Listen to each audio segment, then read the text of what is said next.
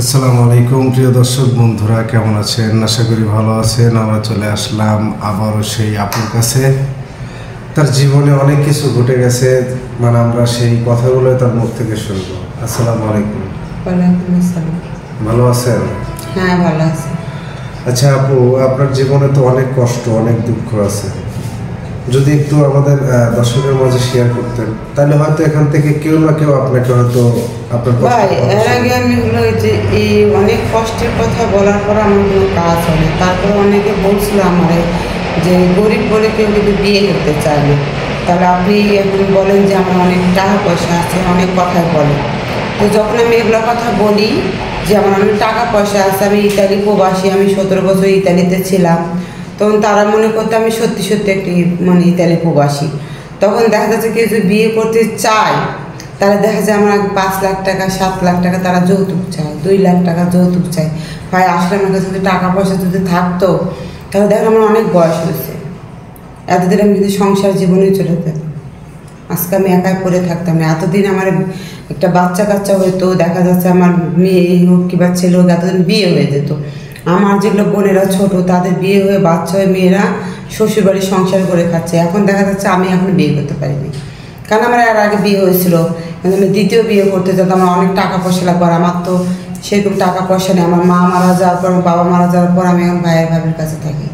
তো তারা তো মনে করি দিন মজুরি কাজ করে, দিন কামাই করে দিন খায়, তাদের মধ্যে আমিও থাকি, আমিও তাদের সংসারে একটা বোঝা হয়ে রয়েছি। তো তারা আমাকে শুধু পেট চালাবো, তাহলে তো আমার যৌতুকে টাকা দিয়ে বিয়ে দিতে পারবে না। তো অনেকের বুদ্ধি শুনে আমি এগুলো করছিলাম, দেখা যাচ্ছে আমি একটাও পাত্র পেলাম না। তো ভাবতেছে যেটা সত্যি আমার জীবনের কাহিনী, যে আমার কিছুই নেই। আমি এবার আপনাদের কাছে সত্যি কথাটা প্রকাশ করতে চাই। যদি আমার কেউ বিয়ে করতে চান, অনেকে আছে না, বউ মরে যায়, বউ চলে যায়, অনেকে দেখা যায় দীর্ঘদিন ধরে প্রবাসী থাকে, বিয়ে করে না, অনেক বয়স হয়েছে 50-60 বছর, বা এরকম ছেলে থাকলেও আমি বিয়ে করবো, আমার কোনো সমস্যা নেই। আচ্ছা, এই যে আপনি যে একটা ভিডিওতে বলছিলেন যে আপনি প্রবাস থাকছেন, আপনার 3 তলা বিল্ডিং আছে, আসলে এটা কি আদৌ সত্য? বা এটা তো সত্যি না। এই যে আমি একটু আগে বললাম, ওগুলো আমারে একজন শিখায় দিয়েছিল যে যেহেতু তুমি গরিবের কথা বলে তোমার কেউ বিয়ে করতে চাচ্ছে না, তাহলে তুমি একটা ফ্ল্যাট দেখায় বলো যে এই ফ্ল্যাটটা আমার। যখন আমি ফ্ল্যাটটা দেখায়, তখন কিন্তু সব ছেলেরা আমার বিয়ে করতে চায়, কারণ এখনকার ছেলেদের কিছু কিছু ছেলেরা আছে টাকা পয়সার লোক। আর দেখা যাচ্ছে এই জন্য আমি আপনার কাছে আছি, যেটা আমার সত্যি সেই কাহিনিটা আমি খুলে বললাম, যে আসলে আমার কিছুই নেই। আমার একটা মা ছিল, মারা গেছে, বাবা ছোটোবেলায় মারা গেছে, 2টো ভাই আছে, আমি তাদের সংসারে থাকি। যদি আমার কেউ বিয়ে করতে চায়, আমি কিন্তু 1 টাকা পয়সা দিতে পারবো না, শুধু আমারই নিতে হবে। যদি কেউ সংসার করতে চায়, এরকম ছেলে আছে, দেখা যাচ্ছে যে পোলাপান হয় না, দেখা যাচ্ছে যে বউ চলে গেছে, দেখা যাচ্ছে বউ মরে গেছে, বাচ্চা কাচ্চা আছে, তা তো আমার কোনো সমস্যা নেই।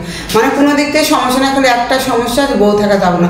আবার যাতে বউ থাকলেও বিয়ে করা যায়, সংসার করা যায়, আছে না, অসুস্থ চলতে পারে না, তার একটা ঘরে কাজের মানুষের দরকার, তার সাহায্যের একটা মানুষের দরকার, এরকম হলেও হবে, আমি তাতেও রাজি আছি। যাই হোক, বুঝতে পারছি আপনার কথাটা। এখন আমাদের ভিডিও তো অনেকেই দেখবে, এখন আপনার একটা ফোন নাম্বার দেন, আমরা এখানে দিয়ে দিই, ওই নাম্বারে যোগাযোগ করবে। ভাই আমার কাছে তো কোনো ফোন নেই, আমি তো একটা গ্রামের মানুষ, কোনো রকম সংসারটা চালাই, আমার ভাই তাদের সংসারে আমি খাই।